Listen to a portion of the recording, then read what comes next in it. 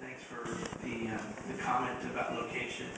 I am a little concerned with the location, so I'd like to be kept in the loop as we start looking for real estate in that area. You know, we've been trying to encourage more retail, more development, more rooftops, more pedestrian activities, mixed-use development, and so I'd hate for something like this to be a detriment to those efforts.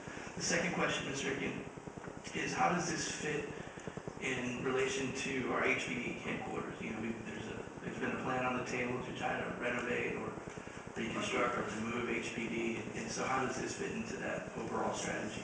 Well, I've already answered even the first one, which wasn't a question. The most likely case is the large parking lot just directly across from Baker Street Jail right now. So there are some constraints around that site, but in order to facilitate what the mayor commented on easy movement of prisoners and not creating a whole bus fleet that we operate, I believe that will be where we end up. But we're just going to go through some due diligence. The county has an old jail they are planning to tear down at some point too, and that's likely to be the only other option that's considered. With respect to the issues around getting involved, I'm sorry, the second question? It's about HPD headquarters. I'm sorry. On the HPD headquarters, we have not planned in that work to make a jail part of that. That has not been part of the ongoing plans to do that. If we need some jail facilities, I think our concept here would be that we would work with the county and make it part of this facility if we conclude those are needed for what we're doing. And where are we on those discussions in terms of the facility? I know, 61 Razor really needs help. We have 1200 Travis issue, and that's something that we're going to have to do. We have an entire staff process underway right now.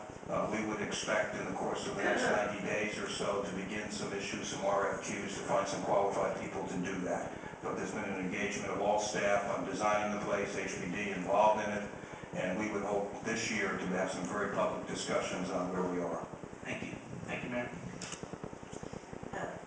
Thank you, and I was remiss, Councilmember Christie, I appreciate the compliments, but I know that you too have been working the county and having those private conversations, moving things forward, so I want to thank you for that.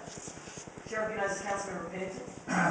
Thank you, Mayor. I was relieved to hear the mayor state that not only the staff that you mentioned, Mr. Ricken, but that the commissioners support, or at least Mr. Raddick, and I'm sure other commissioners he's had discussions with are supportive of this project.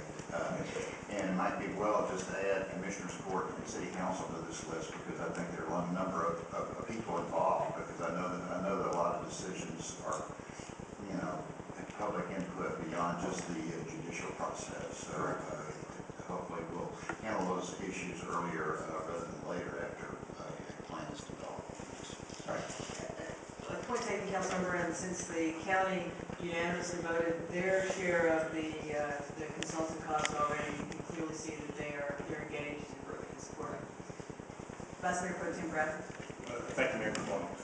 Mr. Higgins, there are about 45,000 let's call them municipal prisoners annually.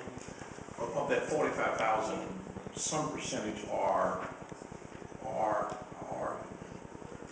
defendants that they don't bond after adjudication that they opt to serve. Right? I don't know what percentage that is anymore. But are we looking at what are we going to do with that population? At one point in time, there was a very healthy discussion about trying to privatize even that piece of the population. So if you were talking about that part of the equation, yes. That's exactly a point of conversation that we have started right now. To begin that, we need to determine what percentage of that population we need to do that. I mentioned the sobering center as a piece of that they do not stay in that. But the question of longer term, and there are some cases of more than 48 hours, and some landlords who will pay fines and things like that. My comment that potentially, as opposed to privatizing, which I'm sure we'll consider in doing this, whether a facility or part of the facility that is built by the county would be something that we, in effect, outsource to them for that. But that's something Judge Hartle and HPD needs to be fully involved in. That data is part of the process of the next 90 days. And Mike Howell as well, because we do have a full jail facility with more than, I think 140 beds. Right.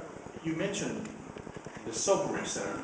I think there was an error, wasn't it? Because the sobering center doesn't deal with detainees. The sobering center is in lieu of That's correct. But we will not have, some of the 105,000 we have today count people that have been detained for public intoxication purposes. That number will decrease by the number of people we take to the sobering center. Because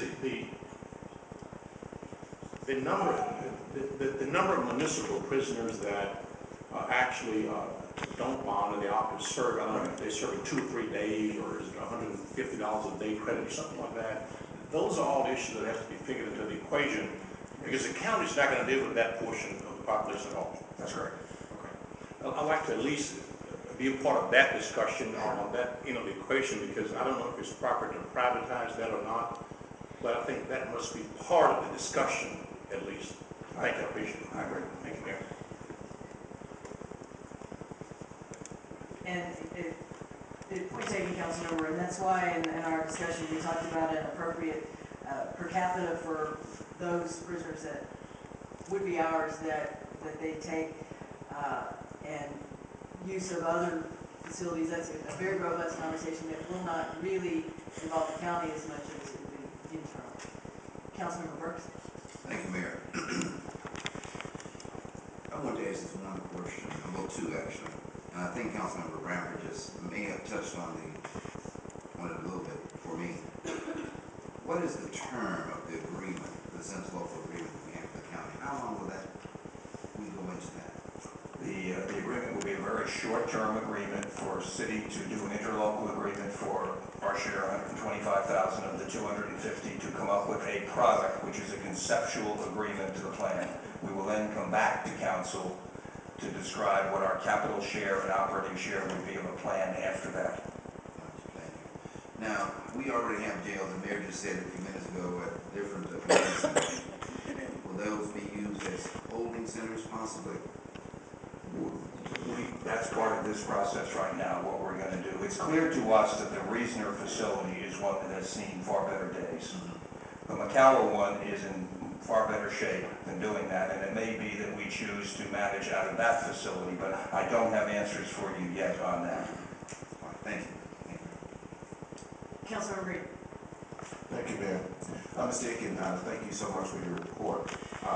My question is with regard to whenever we do bring on the consulting firm, whatever firm it may be. I know we've talked about location, we've talked about cost, we've talked about some of the governance. But I do want us to take into consideration, and I would hope that we would have the consultant speak to the human capital aspect of it.